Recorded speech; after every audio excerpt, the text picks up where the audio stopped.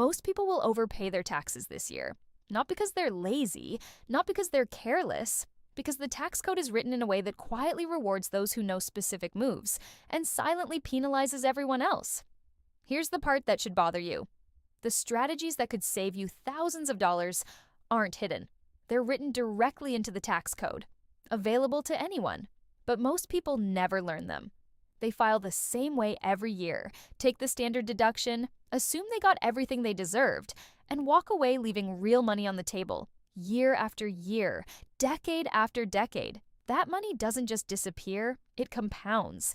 Over a lifetime, the difference between someone who knows these moves and someone who doesn't can easily reach hundreds of thousands of dollars. And not from earning more, from keeping more of what they already earn. The IRS is never going to call you and say, "Hey, you missed a credit." Your employer isn't going to remind you about the retirement strategy that could cut your tax bill by thousands. Nobody is managing your tax situation except you. So, let's talk about 10 moves that can still save you money. Legal, available to regular people, and dramatically underused. The first move is maximizing your 401k contributions. This is the most powerful tax reduction tool available to most working Americans, and it's still underutilized despite being talked about constantly. Every dollar you put into a traditional 401k reduces your taxable income by that same dollar.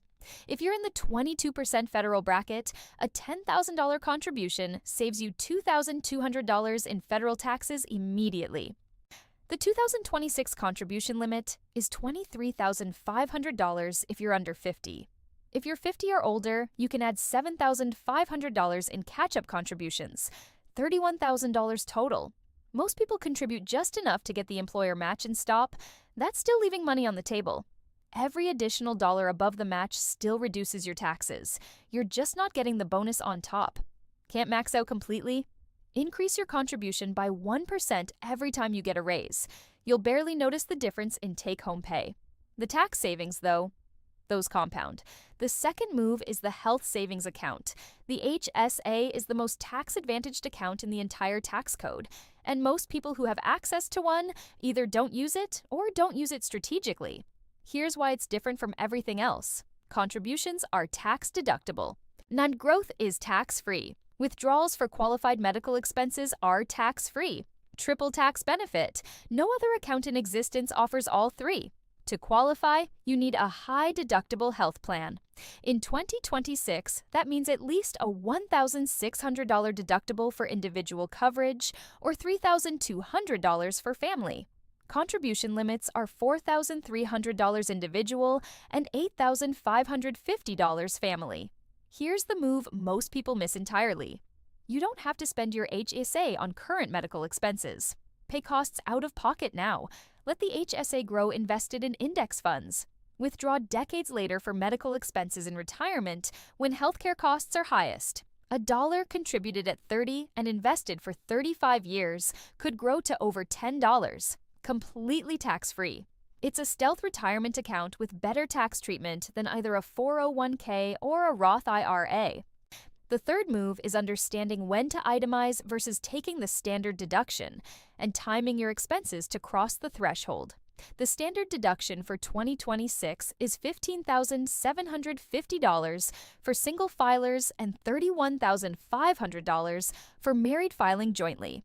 If your itemized deductions don't exceed those numbers, you take the standard deduction and move on. But here's where it gets interesting. Instead of donating to charity every year in small amounts that never push you over the threshold, bunch 2 or 3 years of donations into a single year. In the bunching year, you itemize and capture the full deduction. In the other years, you take the standard deduction. Same total donations, higher total deductions across the period. This works with any deductible expense you can control the timing of. Charitable donations, elective medical procedures, not prepaying certain expenses. One calculation, done once a year, can be worth hundreds or thousands. Most people never run the numbers because it requires comparing scenarios. That's exactly why the opportunity exists. The fourth move is tax loss harvesting in your taxable investment accounts.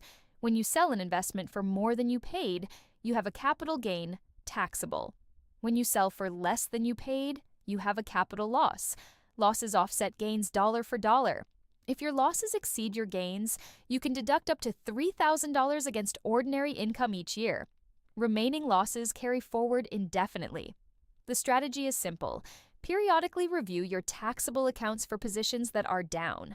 Sell them to realize the loss. Immediately buy a similar but not identical investment to maintain your market exposure. The wash sale rule prevents you from buying a substantially identical security within 30 days before or after the sale.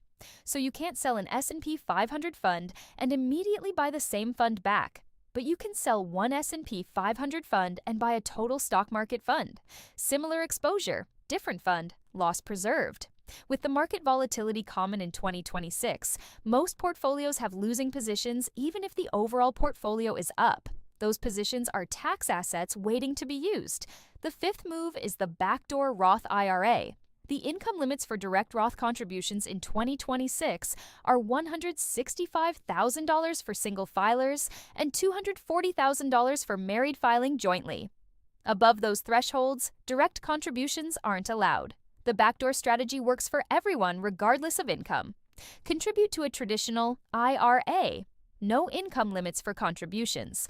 I only for deductibility. Then immediately convert that traditional IRA to a Roth. If you convert right away, there are essentially no gains to tax. The contribution limit is $7,000 in 2026 or $8,000 if you're 50 or older. That's $7,000 annually, growing completely tax-free for decades. One important note: the backdoor Roth works cleanly only if you don't have other traditional IRA balances. If you do, the pro rata rule applies and part of your conversion becomes taxable.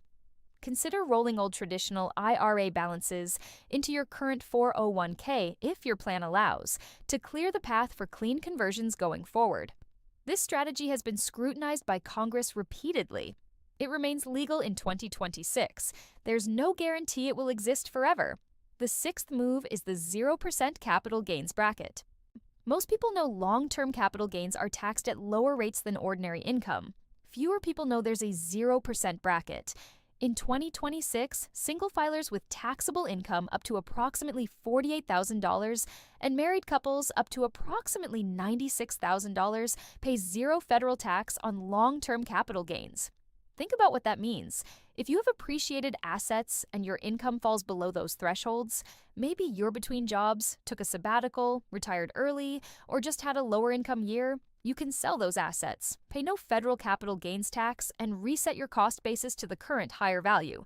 You bought stock for $10,000. It's now worth $20,000. Sell it in a 0% bracket year. You owe nothing. Repurchase immediately at the new $20,000 basis. Future gains are calculated from there. Now, this is particularly powerful for early retirees living on savings before Social Security begins, or anyone with temporarily reduced income. The seventh move is education tax credits. The American Opportunity Tax Credit provides up to $2,500 per eligible student for the first 4 years of higher education. It's partially refundable, up to $1,000 back even if you owe no taxes. The Lifetime Learning Credit provides up to $2,000 per tax return for any post-secondary education, including graduate school and professional development. No limit on years. Income limits apply to both, but many families qualify. If you're paying for a dependent's education, you claim the credit, not the student. And you can claim the American Opportunity Credit for multiple children simultaneously. 4 years of college, one child. That's up to $10,000 in credits. Significant money that families miss because they assume they don't qualify or simply don't look. The eighth move is the child tax credit. For 2026, it provides up to $2,000 per qualifying child under 17. This directly reduces your tax bill, not your taxable income, but the actual taxes owed. Up to $1,600 per child is refundable. The credit begins phasing out at $200,000 for single filers and $400,000 for married filing jointly. Most families with children qualify for the full amount. 3 children, up to $6,000 in credits. The documentation is straightforward. The child needs a Social Security number and must meet dependency tests. In complex custody situations, reviewing who claims which child is worth the time. The ninth move is energy efficiency tax credits.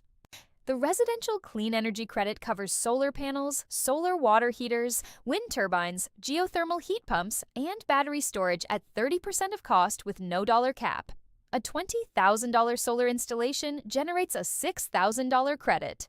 The Energy Efficient Home Improvement Credit covers windows, doors, insulation, heat pumps, and water heaters.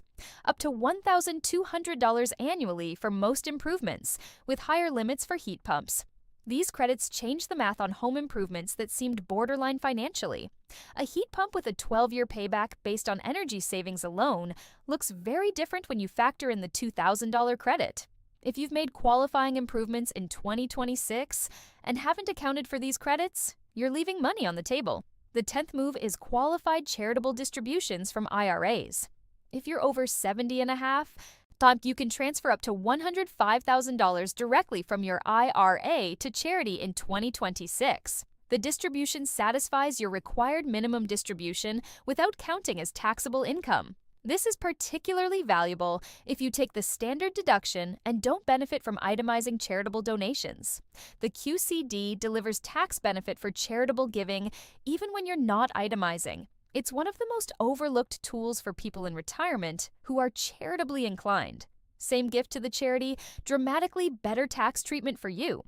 These 10 moves share something important. They're all legal, documented, available to people across different income levels and life situations. The tax code isn't uniformly against you. It contains numerous incentives. The problem is that nobody teaches you about them. Tax software processes what happened. Oh, it doesn't optimize what could happen. It doesn't tell you that a decision made 6 months ago would have saved you thousands. Most people interact with taxes reactively. Things happen, they report what happened, they pay what's calculated. That approach guarantees missed opportunities because the best moves require planning throughout the year, not just at tax time. The December 401k contribution, the decision to bunch donations, the choice to harvest losses in October, the timing of a medical procedure. These decisions happen across all 12 months. Even implementing 2 or 3 of these strategies consistently can mean thousands of dollars in annual savings. Invested over a career, that's hundreds of thousands in additional wealth. The tax system isn't going to get simpler. The opportunities aren't going to be advertised to you. Your situation isn't going to optimize itself. Knowledge here has direct monetary value. Knowing these moves is worth thousands of dollars annually. Not knowing them costs that same amount every single year, compounding quietly in the background. The IRS doesn't owe you an education.